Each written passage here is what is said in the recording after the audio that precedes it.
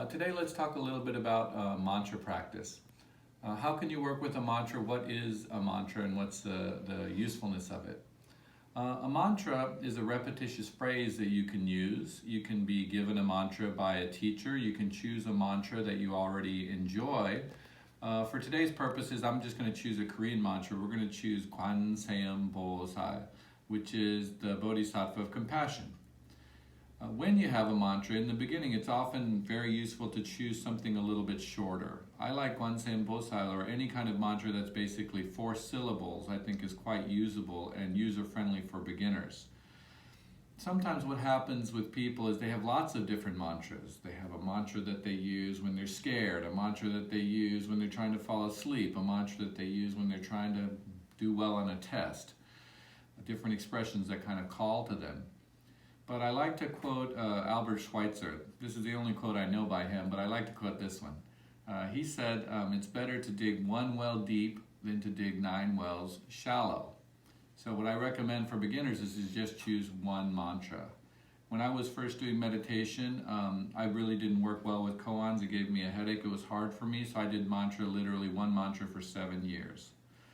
So mantra practice, you can use it, and it can be used in many different ways. First, I'm going to explain how to use it during meditation, and then I'm going to explain how you can use it just during regular everyday life.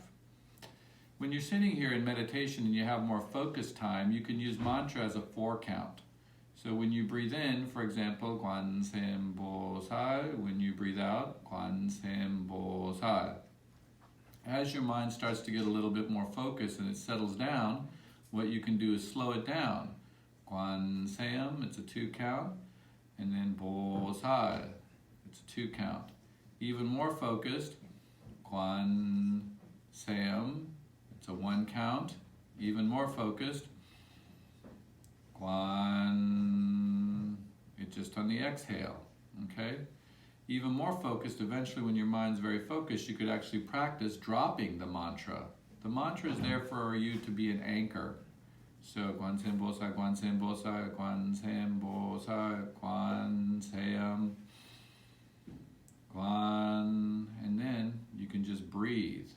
And even after that, you can drop the breath. Let's see what happens. When you do that, I want you to let me know. So that's one way to work at it in a focused manner if you're doing kind of a meditation practice with it. You can speed it up and use it more for different purposes. If your mind is very jumbled, you might need more help. You could say it faster. Gwanseum Bosai, Gwanseum Bosai, Gwanseum Bosai. Gwanseum Bosai, Gwanseum Bosai, Gwanseum Bosai. So you can kind of use the tempo to aid you. Let's also say in everyday life. Everyday life, sometimes rising and falling and labeling might be harder to do. Labeling is easier to do, but rising and falling, if you're driving, is often complicated. You got to drive. But you can use a mantra at any time. It can be in the back of your mind, kind of like a broken record. You're just kind of spinning it all the time. It's in the background, not the foreground. When you're meditating, it's in the foreground, and when you're in life, it's in the background. You can use it when you're talking to a person, when you're driving, when you're taking a test. And what it will do is it soaks up excess kind of mental energy. A lot of the mental energy that you use, I'm going to guess probably 90+%, is repetitive habit energy that serves no purpose except for to cause you angst. So, or it could just be fanciful thinking about the future, something like that. So what it does is it kind of soaks up this excess energy. At the same time, you can use it in a protective fashion. You could be afraid or not know what to do. Your emotions could be all jumbled, and you could use it very quickly, Gwanseum Bosai, to give you some basic focus and equanimity so you can handle that situation. So the more you dig that well, you choose one anchor, you have one basic practice. If you're doing mantra practice, and what happens is the deeper you go. So the deeper you go, you're kind of burrowing in closer to your true nature.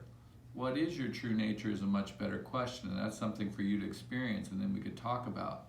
So, Gwanseum Bosai, Gwanseum Bosai, Gwanseum Bosai,